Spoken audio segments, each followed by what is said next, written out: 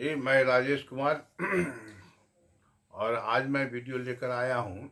और वो ये है कि पिछले वीडियो में मैंने बनाया था कि चार वर्ण जो भगवान श्री हरि विष्णु के द्वारा बनाए गए, जो गीता में श्री कृष्ण द्वारा कहे गए हैं, तो उसका वीडियो आप लोगों ने देखा। बहुत अच्छा रिस्पॉन्स भी मिला, बढ़िया है, ठीक है। आज मैं बनाने जा रहा हूँ कि ब्राह्मण, क्षत्रिय, वैश्य और शूद्र की पांच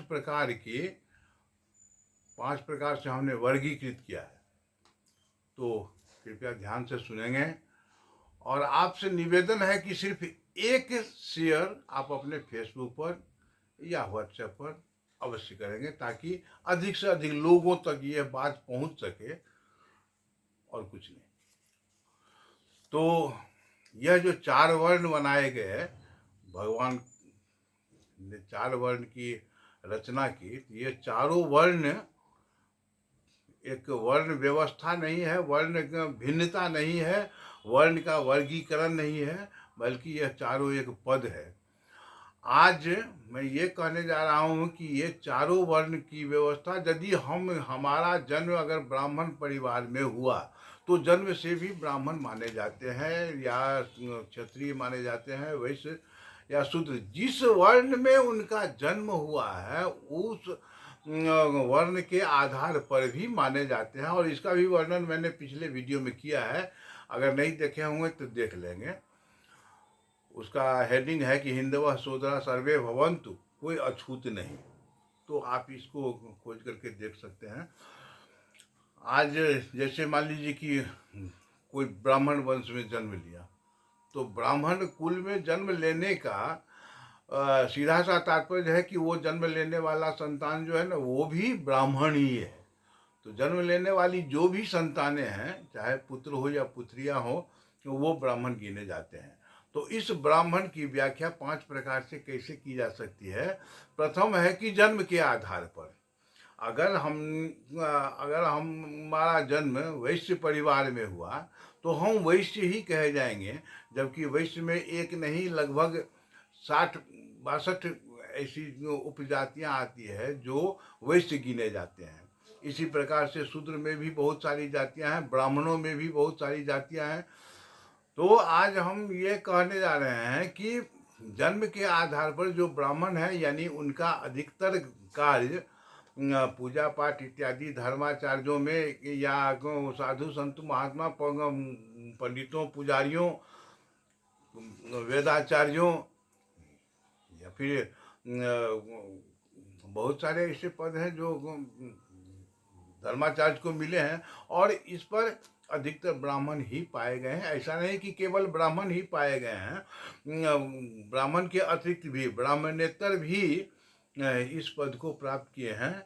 और अभी शंकराचार्य, माननीय शंकराचार्य जी के पद पर सिर्फ एक ही ब्राह्मण है, शेष तो गैर ब्राह्मण ही हैं। तो ये सब ठीक है, जिनकी जो विद्वता है उस आधार पर उसका वर्गीकरण होता है। और किसी भी संस्कार कार्यों में अगर आप ध्यान से पूर्वक देखें तो एक या दो ब्राह्मण की आवश्यकता होती है। जैसे मान लीजिए संस्कार कार्य है जनेऊ संस्कार, तो उपनयन संस्कार में अपने कुल के ब्राह्मण नहीं उनके इस संस्कार कार्य को संपादित नहीं करते, या तो फिर बाहर के कोई व्यक्ति हों, और उसमें लगने वाले बहुत सारे शूद्र होते हैं। जैसे माली हुआ, जैसे कुम्हार हुआ, जैसे अन्य सारी, वो समस्त जातियां मिलकर के इनके संस्कार कार्य, मेरे संस्कार कार्य, समस्त संस्कार कार्य में भागीदार होते हैं। अभी 5 प्रकार से वर्णन करना है, मैं प्रथम वर्णन कर रहा हूँ।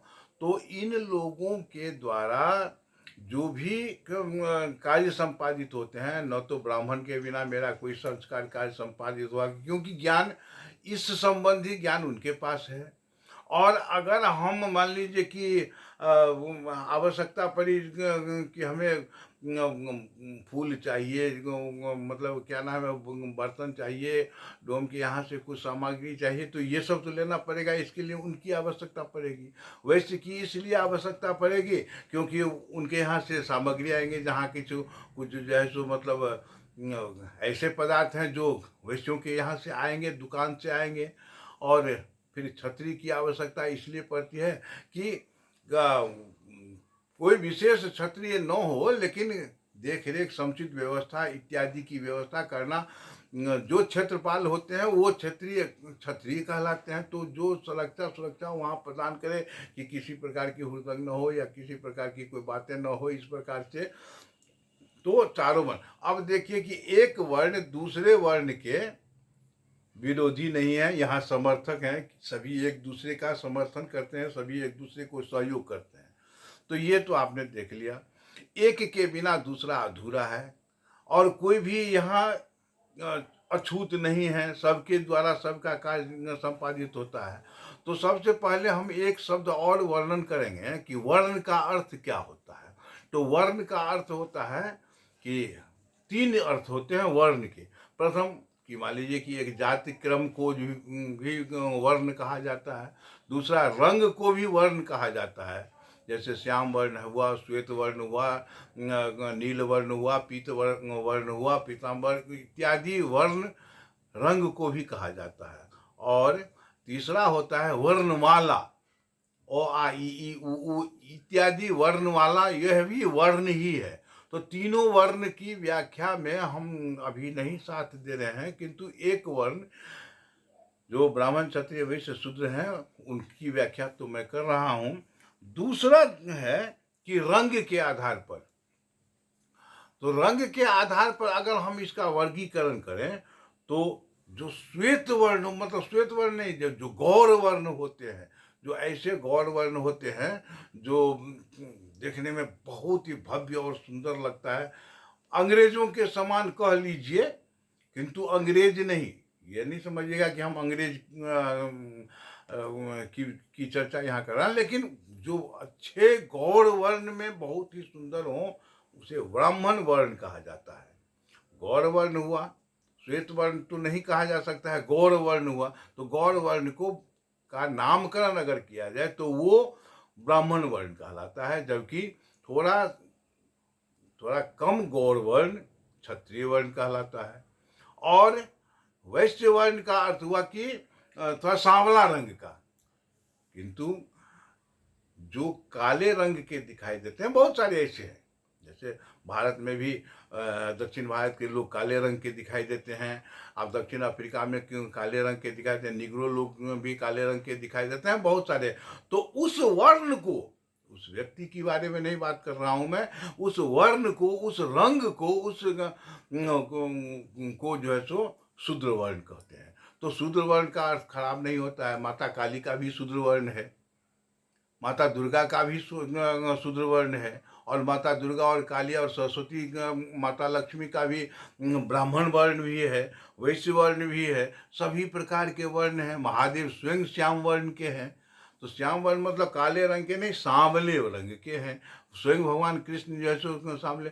तो रंग के आधार पर अगर इसका वर्गीकरण किया जाए तो जो सबसे गोरे दिखाई पड़ते हैं उन्हें ब्राह्मण वर्ण कहा जाता है। क्षत्रिय वर्ण उससे मध्यम जो दिखाई देते हैं, और वैश्य जो सांवले रंग के दिखाई देते हैं। फिर शूद्र जो काले रंग के दिखाई देते हैं। काला का मतलब ऐसा नहीं कि स्याह काला बिल्कुल हो जाए, ऐसा नहीं। अपने यहाँ बहुत सारे ऐसे मतलब कुछ जातियां हैं जो अधिकतर काला ही होता। अब तो उन लोगों में भी गौर वर्ण होने लगे हैं, किंतु काले रंग का होते हैं। विशेष रूप से तीन चार जातियों को आप देखते होंगे, मैं नाम नहीं लेना चाहता, किंतु आपके आसपास में कोई ना कोई मिल ही जाएंगे। तो ऐसे ऐसे को हम लोग वर्ण के आधार पर, यानी रंग के आधार पर अगर चारों वर्णों की व्याख्या की जाए तो चारों वर्ण इसी प्रकार से माने जाते हैं। तीसरा विश्लेषण है, तीसरा वर्णन है शरीर के आधार पर, कि शरीर के आधार पर अगर हम ब्राह्मण क्षत्रिय वैश्य और शूद्र का वर्णन करें तो ये जो है सोचने का कार्य करता है। ये जो है रक्षा सुरक्षा या कार्य करने का जो है सो क्षमता प्रदान करने के कारण क्षत्रिय का माने जाते हैं। ये वैश्य वर्ण कहलाते हैं, यानी वैश्य कहलाते हैं। उदर जो है सो वैश्य कहलाता है, और पाद जो है, जो चरण है, उसे शूद्र कहा जाता है। यह सबसे अधिक प्रमुख इसलिए है कि अगर हमें किन्हीं को प्रणाम करना होता है तो हम सबसे पहले शूद्र को प्रणाम करते हैं। मान लीजिए कि हमारे गुरु महाराज आ गए, तो हम उनका माथा छू करके प्रणाम नहीं करते हैं, हम उनका पेट छू कर प्रणाम नहीं करते हैं, तो प्रणाम करते हैं उनके शारीरिक अंगों के आधार पर। शूद्र का सबसे पहले प्रणाम आवश्यक है। तो शूद्र को प्रणाम हमने किया, माथा को, ब्राह्मण को प्रणाम नहीं किया। तो ये ऐसा नहीं कि ब्राह्मण के निषिद्ध हैं, ऐसा नहीं कि वो शूद्र, अब ये निषिद्ध है, ऐसा भी नहीं है। अब एक पैर की कल्पना ले लीजिए कि पैर के बिना, अगर मान लीजिए कि हमारे पास पैर नहीं है और चलने में हम बिल्कुल ही असहाय हैं, चल ही नहीं सकते, तो क्या माथा उनको कहीं पहुंचा देंगे? नहीं पहुंचा पाएंगे। पहुंचाने के लिए इस शारीरिक शूद्र की आवश्यकता पड़ेगी ही। और उसके पश्चात अगर पेट चाहे कि नहीं हमको फलाने जगह जाना है, जा नहीं सकता। क्षत्रिय चाहे कहीं जाना चाहे तो वो भी नहीं जा सकता। तो इसके बिना वो अधूरा, उसके बिना ये अधूरा। अब अगर आपके पैर में कहीं भी एक जैसा चोट लग जाए, पैर के अंगूठे में या तलवा में या टांग में या कहीं भी अधो अंग में, जो अंग कमर से नीचे का है उसे हम शूद्र अंग कहते हैं। और इस अंग में अगर कहीं सा चोट लग जाए तो सबसे पहले सूचना ब्राह्मण को जाता है। तो यानी एक दूसरे से कनेक्ट हैं, और ऐसे कनेक्ट हैं कि इसके बिना ये नहीं चल सकता, इसके बिना ये नहीं सोच सकता। तो एक दूसरे का कनेक्शन है। अब इन दोनों को अगर थोड़ा सा बगल कर दीजिए तो उदर के बिना किसी का भी नहीं चल सकता। सबों की रक्षा उदर करता है। क्यों करता है? कि अगर इसमें भोजन न हो और हम मरणासन हो जाए तो न माथा काम करेगा, न ब्राह्मण काम करेगा, न शूद्र काम करेगा। क्षत्रिय भी जवाब दे देगा कि नहीं भैया वो हमसे नहीं कुछ होने वाला है। अब सब कुछ ठीक है, तीनों चीज ठीक है, शूद्र भी ठीक है, ब्राह्मण भी ठीक है और वैश्य भी ठीक है, किंतु अगर हमारा शारीरिक स्थिति बढ़िया नहीं हो और अगर हमारा यह क्षत्रिय भाग कार्य करना बंद कर दे तो हो सकता है कि हमको कोई आके पीट के चला जाए या फिर कोई हमको लुढ़का दे या कोई कुछ कर ले, हम कुछ नहीं कर पाते। तो इसके लिए हमको इन चारों वर्णों की आवश्यकता पड़ती है, और चारों वर्णों के लिए सभी एक दूसरे से कनेक्टेड हैं। यही ऐसा ही धार्मिक आधार पर भी होता है, या वंश के आधार पर भी होता है, या शारीरिक आधार पर भी होता है।